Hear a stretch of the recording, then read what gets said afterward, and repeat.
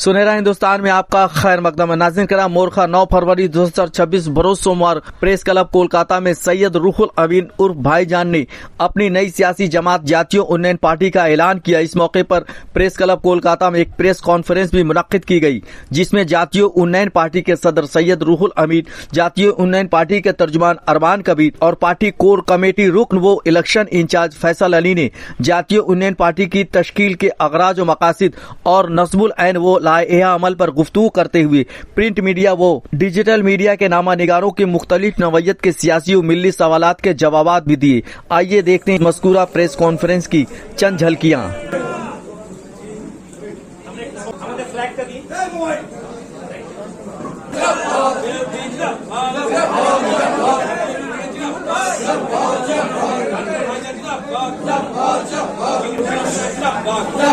আপনারা দেখেছেন এই পার্টিটা আমাদের লোগো এবং আমাদের এই দুটো লোগো নেই, এটা কালার আমরা এবং আমরা পরবর্তীকালে আমাদের এই দুটি কালারের কারণ এবং তার ব্যাখ্যা আপনাদের পরে আমাদের ওয়েবসাইটে গেল আপনারা পেয়ে যাবেন।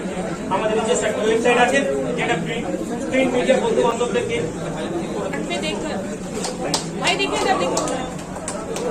আমাকে দেন ফটোগুলো আমি আমাদের সেক্রেটারি স্যারকে আমরা একটু করিয়ে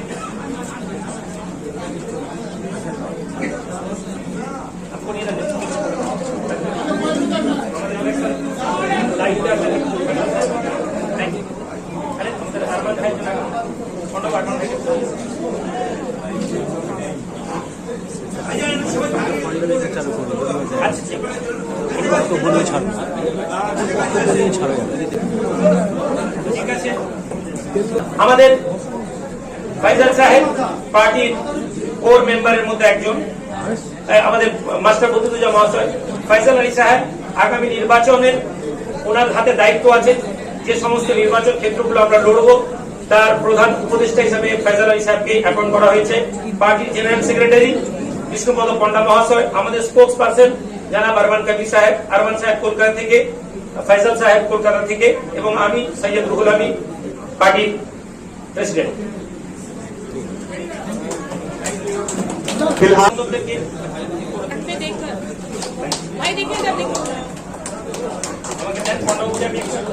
আমাদের সেক্রেটারি স্যারকে আমরা একটু করিয়ে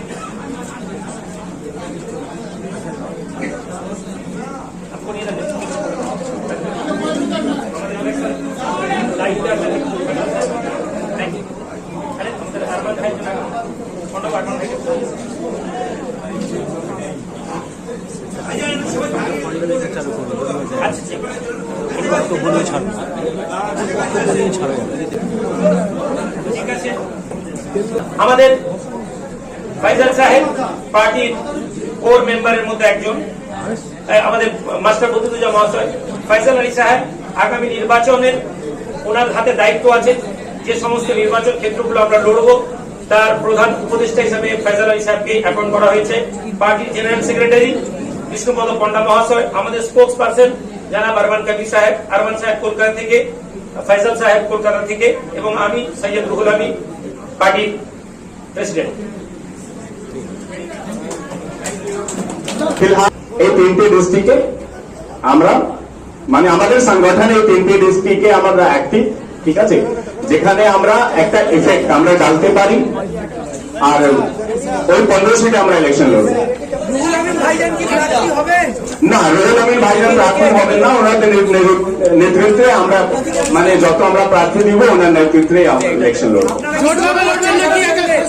দেখেন, আমাদের একটা আইডিওলজির লড়াই আছে। আইডিওলজি যদি মেল খাবে আমরা কারো সঙ্গে আমরা বিজেপি ছাড়া জোট করতে পারি।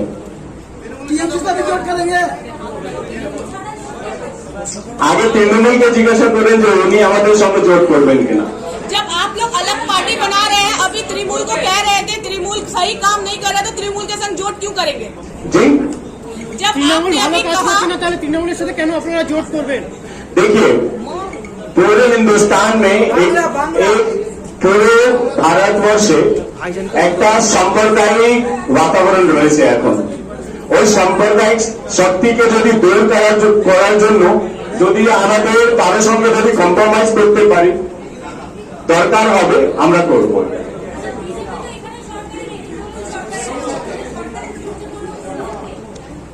এবার বলুন। বিজেপি তো এখানে ক্ষমতায় নেই, এখানে ক্ষমতায় তৃণমূল আছে, হ্যাঁ। তাদের বিরুদ্ধে কি কোনো অভিযোগ আছে আপনাদের? অনেক অভিযোগ আছে। তৃণমূল কংগ্রেসে এখন সাম্প্রদায়িক মানে পলিটিক্স আরম্ভ করে দিয়েছে, উনিও মন্দির মন্দির করছেন, যা বাংলার মাটি এসব পছন্দ করে না। अगर अभियोग 70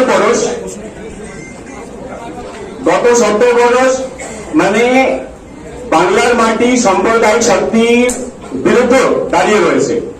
এখন এই 4-5 বছর, গত 4-5 বছর আপনি দেখছেন যে বাংলা মাটি থেকে আবার আরম্ভ হয়েছে সাম্প্রদায়িক রাজনীতি। এই রাজনীতিকে ভাঙার জন্য আমরা দলটা তৈরি করেছি। আপনাদের কাজ মানুষ কিছু দেখলো না, কি করে ভরসা করবে? অনেক কাজ আছে, আপনাদের কি করে ভরসা করবে? ঠিক আছে।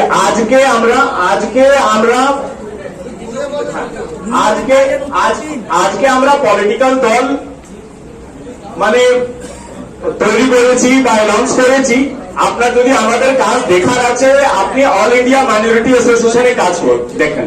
অল ইন্ডিয়া মাইনরিটি অ্যাসোসিয়েশন একটা নন পলিটিক্যাল অর্গানাইজেশন, আর প্রচুর কাজ আছে, অনেক কাজ। যত সরকার করেনি ওর থেকে বেশি কাজ করেছি আমরা, নন পলিটিক্যাল পার্টিও।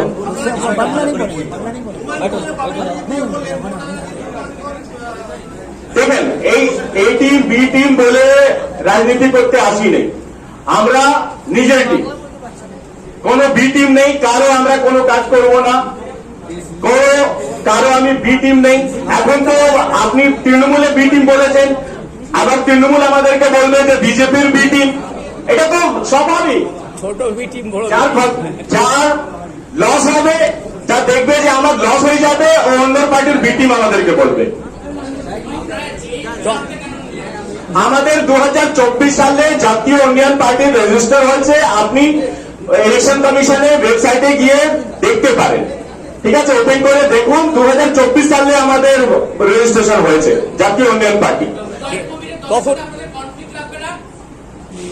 কেন লাগবে? ওনার আলাদা দল আছে, ওনার আলাদা নাম আছে, ওনার জনতা উন্নয়ন পার্টি আছে, কিন্তু এখন পর্যন্ত হুমায়ুন কবির পার্টির রেজিস্ট্রেশন হয়নি।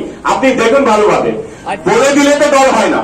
अच्छा, एब्रिविएशन को लेकर टकराव नहीं होगा? एबीबीएस JUP और उसका भी JUP है, एब्रिविएशन जो ये हम लोग इलेक्शन कमीशन में अप्लाई किए हैं, देखते हैं आगे दिन में क्या होता है। আপনার জেলা শুভেন্দু অধিকারী, আপনার জেলার মানুষ, তার সঙ্গে কি কোনো যোগাযোগ আপনার আছে? রুল আমিন ভাইয়া, ধন্যবাদ। আমাদের এক মিনিট আমি একটু আপিল করবো। আমাদের ফয়সাল সাহেব বললেন একটা একটা করে যদি আমরা বলি, সময় আছে আমাদের অনেকটা। আমরা শুভেন্দু অধিকারী আপনার জেলার রাজনীতিবিদ, তার সঙ্গে কি কোনো যোগাযোগ আছে আপনার? বাংলার শ্যামাপ্রসাদ বন্দ্যোপাধ্যায় বাংলার মানুষ, তাহলে কি তৃণমূল সাথে শ্যামাপ্রসাদ বন্দ্যোপাধ্যায়ের যে আইডিওলজির সাথে তৃণমূল সরকারের যোগ আছে? দেখুন, এটা একেবারে মানে বাংলা, যেটাকে বাচকানা সওয়াল বলা হয়। কলকাতাতে অনেক লোক বিজেপির আছে, তার মানে কি তৃণমূল সরকার মানে কেউ কোনো যে জেলার মধ্যে থেকে তিনিও এসেছেন, আমিও এসেছি, কলকাতাতে বিজেপির অনেক লিডার আছে, তাহলে বিজেপির সাথে আমরা তৃণমূলকে প্রশ্ন করবো? বাট এটা কেন করা হয় আমি আপনাদেরকে বলি। কেননা আমার মাথায় চুপি আছে। আপনি বলবেন যে আপনি মাইনরিটি ট্রাম্প খেলা শুরু করে দিয়েছেন। না, ট্রাম্প কার্ড খেলছি না, বাট এটাই প্রশ্ন যে আজকে আপনি এটা কিন্তু কখনো তৃণমূলের কোন লিডারকে প্রশ্ন করেন না যে আপনার সাথে কি বিজেপির প্রশ্ন আছে? যখন আমরা দেখি যে মোহন ভাগবতী যখন এখানে আসেন, আমাদের রাজ্য সরকারের পক্ষ থেকে তাকে মিষ্টি পাঠানো হয়, কটা মিডিয়া এটা নিয়ে প্রশ্ন তুলে না। কিন্তু ইনকেস যদি এখানে কোনো বিজেপির কোন টিমের নেতৃত্বের সাথে কোনো লোক এসে যান, আজকে প্রেস ক্লাবে আমার সাথে দাঁড়িয়ে কথা বলে নেন এবং সেই ছবিটা তুলে কালকে আপনি বলবেন যে এই দেখো বিজেপি লোক। আমরা গত কয়েকদিন আগে হুমায়ুন সাহেবের একটা ছবি দেখে ভাইরাল করে একটা লুকিয়ে স্ট্রিং অপারেশনের নাম করে আপনারা যেটা করার চেষ্টা করেন, এই সেম কাজ তো সমস্ত হয়, কিন্তু অ্যাজ এ মুসলিম এটা আলাদা করে প্রমোট করা হয়, আলাদা করে প্রচার করা হয়। একটা রাজনৈতিক দল প্রচার করে, ঠিক আছে, তাদের কাছে একটা লড়াইয়ের জায়গা, কিন্তু মিডিয়া যখন এই প্রশ্ন করে, মিডিয়া যখন এই কথা বলে, তখন মনে হয় মিডিয়া বায়াস হয়ে আছে। এখন আমার প্রশ্ন হচ্ছে, উন্নয়নটা আমরা দেখছি কিসের দৃষ্টিভঙ্গি দিয়ে, সেটা খুব জরুরি। একজন মানুষের কাছে 500 টাকা পেয়ে গেলে তার কাছে মনে হয়েছে এটা উন্নয়ন। আরেকজন লোক চাকরি নেই কেন, একজন গ্রাজুয়েট ছেলের কাছে প্রশ্ন যখন করবেন, সে বলছে দেশ বড্ডাধিকার প্রবাহে চলে গিয়েছে।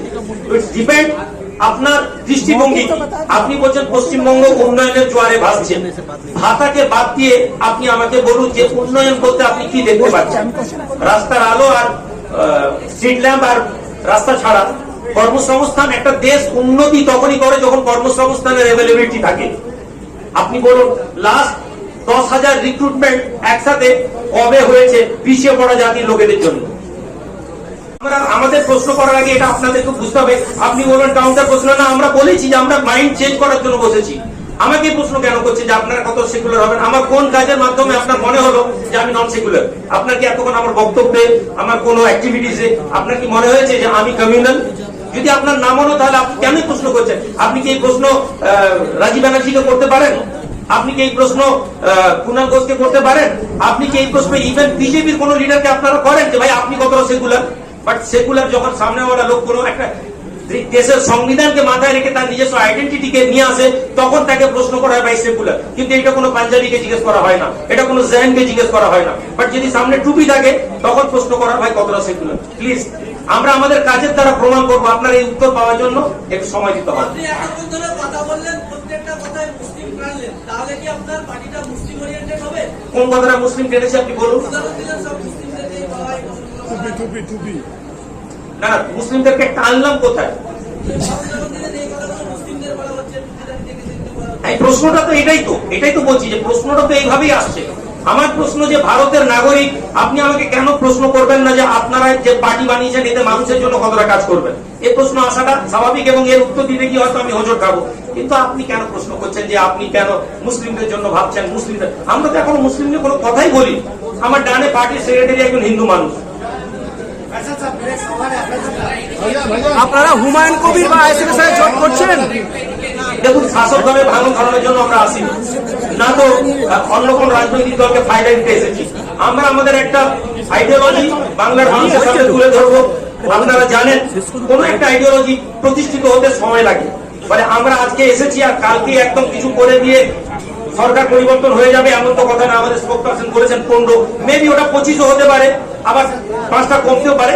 বাট একটা সিট নিয়ে, যে সিটে আমরা তো সরকার পরিবর্তন করে দেওয়ার মতো লড়াই নামছি না। বাট আমরা একটা আইডিওলজিকে আজকে বাংলার মানুষের কাছে এনেছি, কেননা ইলেকশনই একটা প্রপার সময় যখন মানুষকে রাজনৈতিক মতাদর্শে মানুষের কাছে পৌঁছানো। অন্য পার্টির থেকে কোনো অফার এসছে?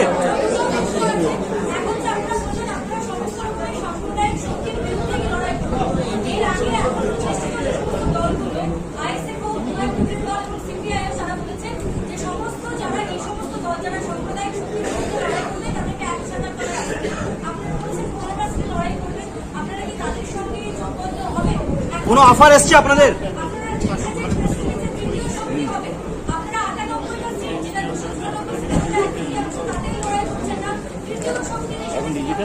এইখানে যে তৃতীয় শক্তি বলা হয়েছে, এই তৃতীয় শক্তিটা এই টিমগুলোর সাথে নিয়ে তৃতীয় শক্তির জোটের কথা আভাস দেওয়া হয়েছে। এটা এমন শুধু আমাদের জন্য নয়, বরং আমরা একটা তৃতীয় অক্ষ বা তৃতীয় শক্তির যে বিষয়টা বলেছি সেটা আপনি যে রাজনৈতিক দলগুলো বললেন, এবং এরা নিঃসন্দেহে রাজনীতির লড়াইয়ে দৌড়া করে আমাদের থেকে অনেক আগে আছেন।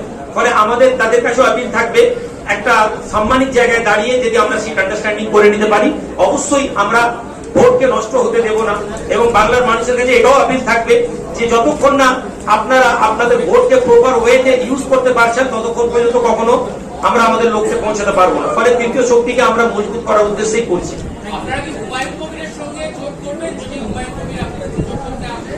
দেখুন, এটা তো ডিপেন্ড করছে হুমায়ুন কবির সাহেবের সাথে যতক্ষণ আমরা বসছি, ওনার আইডিওলজিক্যালি কি, উনি কিছুদিন আগে কথা হয়েছে, ওনার দৃষ্টিভঙ্গি, ওনার কর্মকাণ্ড সেটা কি জানে। আজকে আমরা বিজেপির সাথে করবো না কেন বলছি? একটাই কারণ, তারা তাদের আইডিওলজিক্যালি তারা ভারতবর্ষকে, ভারতের সংবিধান থেকে ভারতবর্ষকে চেঞ্জ করে মনুসংহিতার দিকে নিয়ে যাচ্ছে। এই জন্যই তাদের সাথে লড়াই। আদারওয়াইজ বিজেপির কর্মকাণ্ড আর তৃণমূলের কর্মকাণ্ডকে আপনি একটা টেবিল বানান, দেখবেন কোনো পার্থক্য নেই। শুধু বক্তব্যের আইডিওলজিতে তাদের জন্য আমরা একজনকে বলছি আমরা যেতে পারি, একজনকে বলছি যেতে পারি। ফলে হুমায়ুন সাহেব কি ভাবনা নিচ্ছেন বা আমাদের ভাবনা তার সাথে ম্যাচ করবে কিনা সেটা তার উপর নির্ভর। অবশ্যই আমরা সকলের কাছে আপিল করব যে আমরা একটা তৃতীয় শক্তি তৈরি করে এই ভোটটা লড়াই করি, যাতে কোনোভাবে বিজেপির কোনো জায়গা বাংলায় না হয়ে যায়। আমাদের মধ্যে এবার ফয়সাল সাহেব, আপনাদের কাছে আমাদের আরো কিছু কথা তুলে ধরবেন। আমি ফয়সাল সাহেবকে মাইক দিলাম।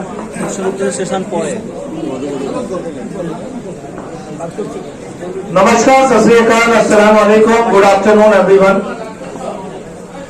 सबसे पहले मैं तहे दिल से आप सबका मुबारकबाद देता हूं कि आप लोग यहां पर आए। कलकत्ता प्रेस क्लब एक ऐतिहासिक जगह है जहां पर बहुत सारा इतिहास रचा गया है और आज मैं ये पूरे यकीन के साथ कह सकता हूं कि एक और इतिहास आज इस कोलकाता प्रेस क्लब से बनने वाला है, जो पश्चिम बंगाल की पॉलिटिकल लैंडस्केप, पॉलिटिकल राजनीति को एक नया शेप, एक नया रंग आप लोगों का पश्चिम बंगाल में देखने को मिलेगा। अब आप लोगों के सामने मैं कुछ बातें बताता हूं कि करेंटली जो पॉलिटिक्स है पूरे देश का, वो दिन ब दिन बदल रहा है। आज से 10 साल पहले जो पॉलिटिकल सिस्टम था, उससे पूरा का पूरा सिस्टम बदल रहा है। पूरा एडवर्टाइजमेंट, ब्रांडिंग, सोशल मीडिया के तरफ शिफ्ट हो रहा है। अब लीडर सोशल मीडिया में बनाए जाते हैं, सोशल मीडिया में लीडर को बर्बाद किया जाता है। जमीन में काम करके, मेहनत करके आगे आने वाला लीडर अब आप लोगों को कम दिखेगा। बीजेपी में अगर आप इतनी बड़ी पार्टी, दुनिया का सबसे बड़ा पॉलिटिकल पार्टी, दुनिया का सबसे बड़ा आज सबसे अमीर political party, richest political party, लेकिन आप अगर लीडर के नाम गिनेंगे तो आप 10 लीडर के 11 लीडर का नाम खोज नहीं पाएंगे, क्योंकि अब लीडर सोशल मीडिया में बनाया जाता है। अगर उसी तरीके से अगर राज्य सरकार की बात करें, तृणमूल की बात करें, तो आप देखिएगा अब जो नए लीडर उठकर आ रहे हैं वो सोशल मीडिया लीडर्स, जमीन में काम करने वाले लीडर्स का अब वैल्यू खत्म हो रहा है। ऐसे हालात में जहां पर पूरे देश में आज कॉम्युनल और एक नफरत का माहौल बनाया जा रहा है और सेंट्रल गवर्नमेंट और स्टेट गवर्नमेंट के टसल के बीच में जिस तरह पश्चिम बंगाल के लोग पिसते चले जा रहे हैं। बीजेपी आके तृणमूल पे आरोप लगाती है, तृणमूल आके बीजेपी पे आरोप लगाती है। पूरा का पूरा राजनीति अभी उसी पर, जितना क्वेश्चन आंसर सोशल मीडिया एक दूसरे के एलिगेशन पे लग रहा है, कोई भी इसके बीच में पश्चिम बंगाल के लोगों का क्या डेवलपमेंट होना चाहिए, क्या प्रोग्रेस होना चाहिए, उसके बारे में कोई बात नहीं हो। अगर आप शुभेंदु अधिकारी का लास्ट स्टेटमेंट, जो पश्चिम बंगाल के बीजेपी के बड़े लीडर्स हैं, उनके स्टेटमेंट देखेंगे, पश्चिम बंगाल के लोगों के लिए क्या करना है, इस बारे में कोई बात नहीं हो रहा है। सारा आप देखिए, उनके पास कोई प्रोग्राम, कोई पश्चिम बंगाल के लोगों के लिए, यहाँ के आवाम के लिए, या किसानों के लिए, या औरतों के लिए, वुमेन सेफ्टी को लेकर या किसी भी मुद्दे पर कोई बात नहीं हो रहा है। इलेक्शन आया है, माहौल गरमाया हुआ है, एसआईआर पे चर्चा हो रही है, सेंट्रल गवर्नमेंट स्टेट गवर्नमेंट को कह रहा है, डेली स्टेटमेंट आ रहा है, लेकिन किसी भी एक लीडर का नाम आज पश्चिम बंगाल के लोगों के डेवलपमेंट के बारे में बात नहीं कर रहा है। ऐसे हालात में जरूरी है कि young generation, youth of this Bengal and country should come forward and take lead of the country. अपने देश को, अपने देश के संविधान को बचाने के लिए मट्टी से जुड़े हुए नौजवान लीडरों को आगे आने की जरूरत है और देश के राजनीतिक ताकत को बनाने की जरूरत है। आज जनरेशन जी के नाम पर, जेड के नाम पर हम लोगों में बहुत सारे आंदोलन देख रहे हैं, लेकिन आज हमारे देश के यूथ को मैनिपुलेट किया जा रहा है। ऐसे में बहुत जरूरी है, आज जिस तरीके से हमारे पार्टी के सुप्रीमो सैयद रुहुल अमीन साहब भाईजान ने जब मुझे इस बात का पूरा समीकरण सामने रखा, तो मुझे लगा ये बहुत ही जरूरी है कि आज नए जमीन से जुड़े यूथ लीडर को एक प्लेटफॉर्म देने की, कि वो अपने और अपने समाज, अपने देश, अपने बंगाल के लोगों की आवाज को उठा सके और उनके लिए काम कर सके। आप हमारा प्रेस रिलीज देखिएगा, हम लोगों ने पश्चिम बंगाल को में डेवलपमेंट को लेकर, इंडस्ट्री को लेकर, फार्मर्स को लेकर, एग्रीकल्चर को लेकर, वुमेन सेफ्टी को लेकर, यूथ की नौकरी को लेकर, आईटी हब को लेकर हमने अपना एजेंडा तैयार किया। बहुत जल्दी हम लोग अपने पार्टी का मैनिफेस्टो भी लॉन्च करेंगे। आज प्रेस रिलीज आप लोगों को मिलेगा, तो आप देखिएगा पूरा का पूरा मैनिफेस्टो पश्चिम बंगाल की उन्नति को लेकर है, और इसीलिए नाम भी जातीय उन्नयन पार्टी रखा गया। उसी में फोकस करते हुए कि हम लोग नेगेटिव पॉलिटिक्स की बात कम करेंगे, पॉजिटिव पॉलिटिक्स की बात करेंगे। हम लोग डिस्ट्रक्टिव की बात कम करेंगे, प्रोडक्टिव की बात ज्यादा करेंगे। और मुझे उम्मीद है कि आज जब हमारी पार्टी लॉन्च होने जा रही है तो आज यहाँ पर मौजूद जितने भी जर्नलिस्ट हैं, हम लोग आज पॉजिटिव वॉइस में बात करें, पश्चिम बंगाल को आगे ले जाने की बात करें, पश्चिम बंगाल में डेवलपमेंट की बात करें। पिछले दिनों आप लोगों ने देखा एक और पार्टी बहुत अनाउंस हुआ, लेकिन चर्चा सिर्फ एक मस्जिद का। हम कब मस्जिद मंदिर की राजनीति से ऊपर आएंगे? और जिस दिन मस्जिद मंदिर जात धर्म जात पात की राजनीति से ऊपर आ गए, उस दिन एक डेवलप कंट्री और एक डेवलप बंगाल आप अपने सामने देखेंगे। उससे पहले आपको डेवलप बंगाल नहीं मिले। जब तक हम नेगेटिव पॉलिटिक्स करते रहेंगे, नफरत की पॉलिटिक्स करते रहेंगे, जो नई राजनीतिक पार्टी आ रही है वो भी नफरत की बात। क्यों? कोई एजेंडा तो होगा। बंगाल के लिए आप क्या करना चाहते हैं? बंगाल के लोगों के लिए आप क्या करना चाहते हैं? क्या पिछले 15 साल में नहीं हो पाया है? इन चीजों का एजेंडा लेकर तृणमूल गवर्नमेंट में आई थी, किस किस को पूरा नहीं कर पाए। उठा के देखे मैनिफेस्टो बीजेपी का, उठा के देखे मैनिफेस्टो तृणमूल का, कितने पॉइंट्स को उन्होंने कवर किया, कितने पॉइंट्स को फुलफिल किया। फुल मेजोरिटी में सेंट्रल गवर्नमेंट भी फुल मेजोरिटी में और स्टेट गवर्नमेंट भी फुल मेजोरिटी में। फिर लोगों का उनका खुद का अपना मैनिफेस्टो में 20% भी फुलफिल पॉइंट्स नहीं हुए। इसलिए हम सरकार को काम करवाना चाहते हैं। हम उन्हें इस पश्चिम बंगाल को, आज के दिन पश्चिम बंगाल को और आने वाले दिन में पूरे देश को एक नया राजनीतिक विकल्प बनाने का हम लोगों का ये मिशन स्टार्ट हुआ है। ये कोई एक दिन की लॉन्चिंग और एक इलेक्शन का पार्टी नहीं है। हम जीते या हारे, हम जमीन पर लोगों के लिए संघर्ष करते रहेंगे लगातार। इसलिए आज जब हमारी पार्टी की लॉन्चिंग है तो एक पॉजिटिव एनवायरमेंट में हो, ज्यादातर सवाल डेवलपमेंट की तरफ हो, प्रोडक्टिविटी की तरफ हो, ना कि अपोजिशन को बात करने की तरफ हो। क्योंकि आगे आने वाले दिनों में जब इलेक्शन गरमाएगा तो बहुत सारे भाषण होंगे, विकल्प के साथ अपोजिशन का सामना, आरोप प्रत्यारोप चलेगा। लेकिन आज हमारी पार्टी की लॉन्चिंग है। हम चाहते हैं कि हम एक नया सूरज, उगता हुआ सूरज पश्चिम बंगाल में देखें और उस दिशा की तरफ बात करें। मैं आप सबको अपने तहे दिल से बधाई देता हूं कि आप लोग इस मूवमेंट के आज पहले स्टेप में आज हमारे साथ खड़े हैं और हम उम्मीद करते हैं, यकीन रखते हैं कि आने वाले दिनों में जितना संघर्ष हम आप लोगों के सामने रखेंगे, आप तमाम जर्नलिस्ट, आप एक फोर्थ पिलर ऑफ डेमोक्रेसी की तरह मजबूती के साथ हमारे साथ खड़े रहेंगे और सिर्फ सच और सच दिखाएंगे। इसी उम्मीद के साथ मैं आप लोगों से रिक्वेस्ट करता हूं कि आप लोग हमारे साथ जुड़िए, हमारे साथ रहिए, हमारी आवाज लोगों तक पहुंचाने की कोशिश कीजिए। मैं फैसल आप लोगों से यही अपील करके अपनी बात को खत्म करता हूं। ये जो आपकी जातीय यूनियन पार्टी बनी है, इलेक्शन में आप लोग फाइट करेंगे, 15-20 कैंडिडेट देंगे, तो क्या सेकुलर पावर्स को डिवाइड करने का ये पॉलिसी नहीं है, कोशिश नहीं है? जबकि अभी बहुत जरूरत है वेस्ट बंगाल को सेकुलर वोट को एकजुट करने के लिए, न कि डिवाइड करने के लिए। Okay, thank you.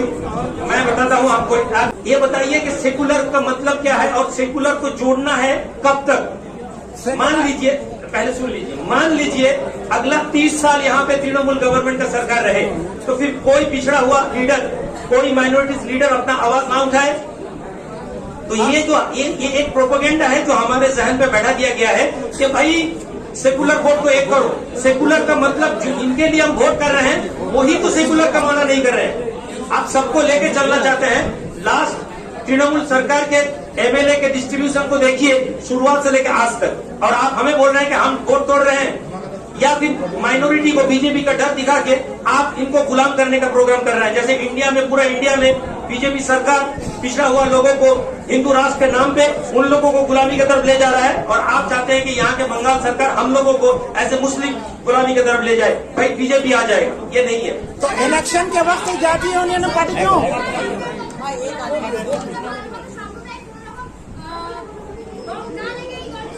আপনার দৃষ্টিতে সেকুলার বলতে কি বোঝায়? রাজীব ব্যানার্জি, আমি বলি অর্জুন সিং, এরা কতটা সেকুলার?